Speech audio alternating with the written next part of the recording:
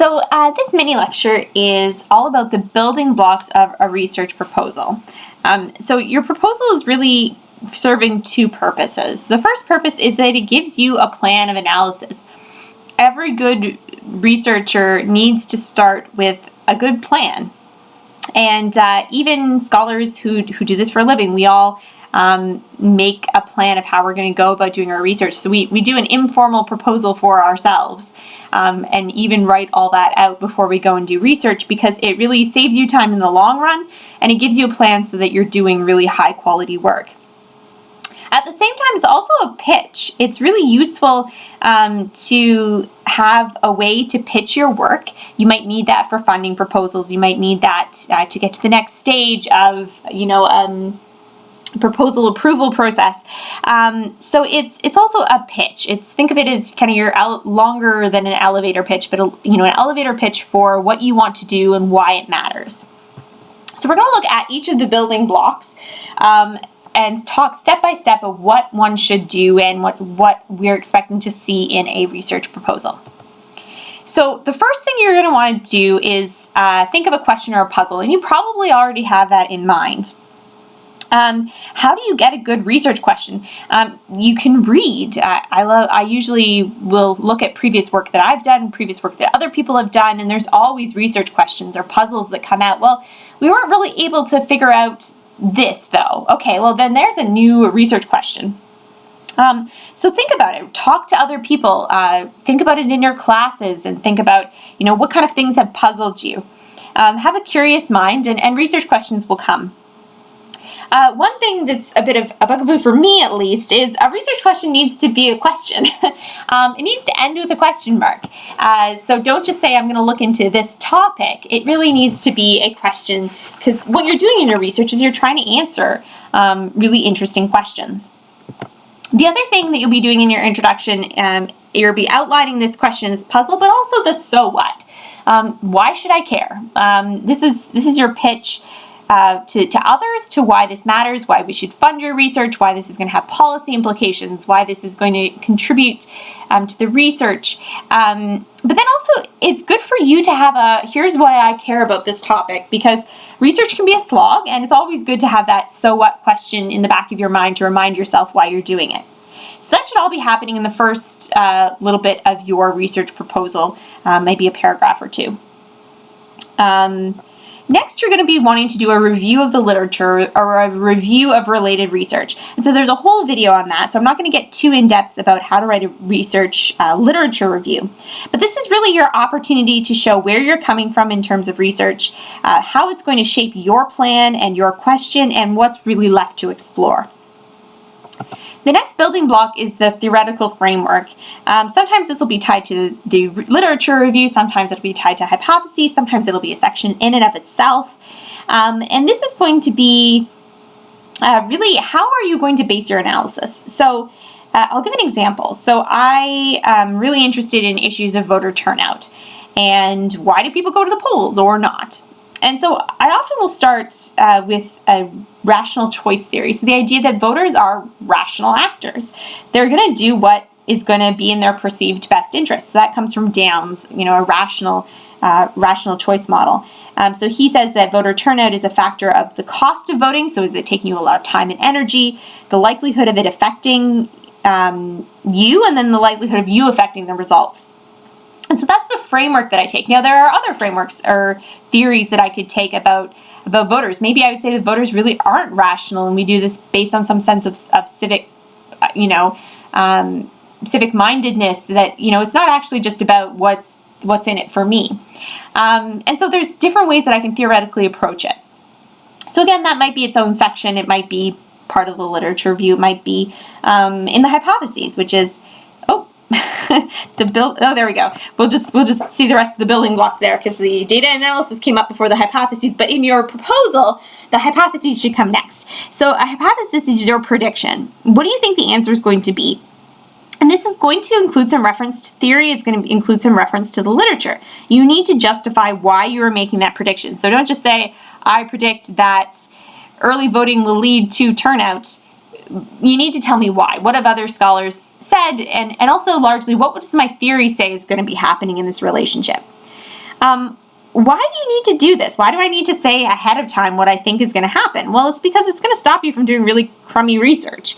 It's going to stop you from, after the fact, making up reasons for the results that you see, which could just be based on error or unpredictability in the social world, but instead it's really going to be based on the theory, not just, trying to make up reasons after the fact.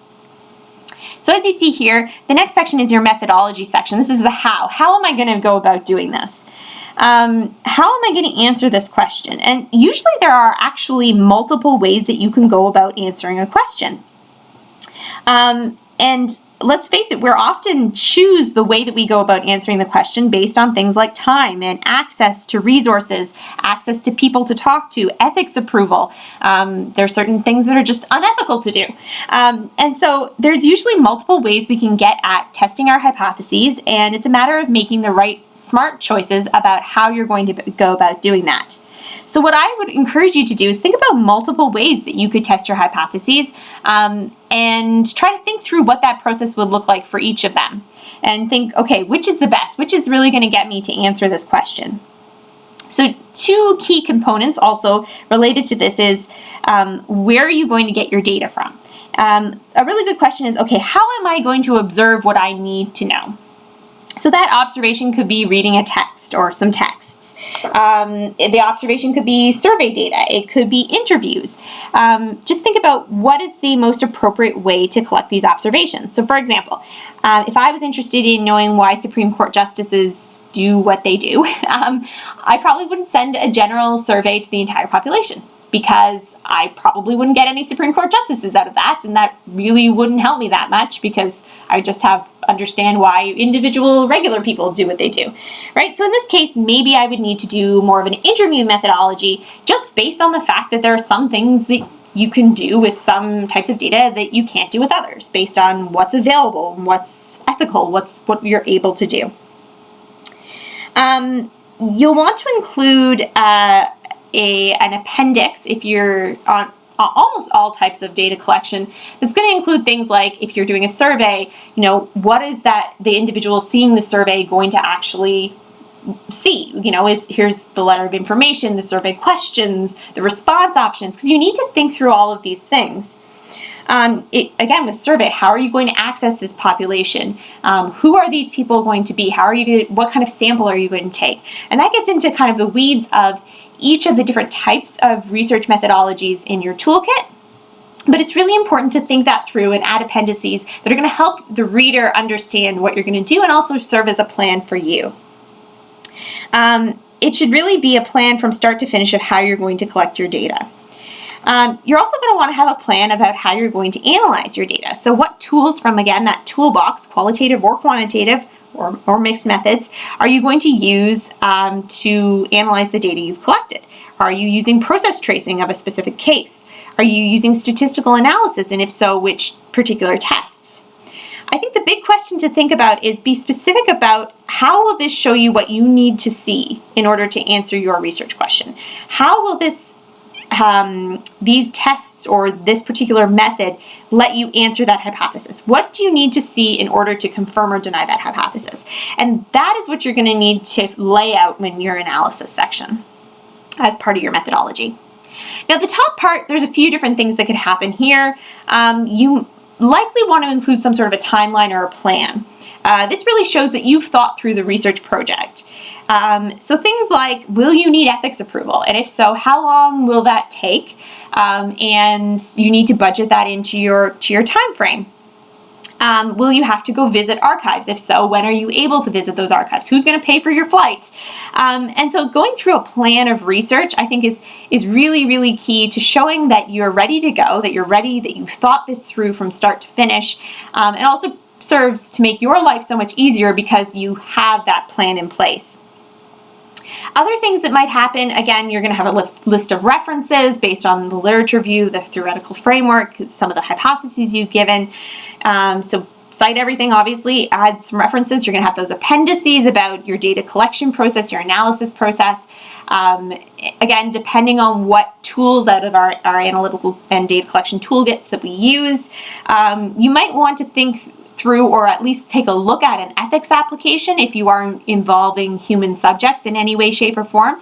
That will really help you clarify some of those questions you need to ask yourself that you really wouldn't think about asking until you actually see the ethics form and say, oh, like I hadn't thought about data storage, and maybe that's something you want to start thinking through.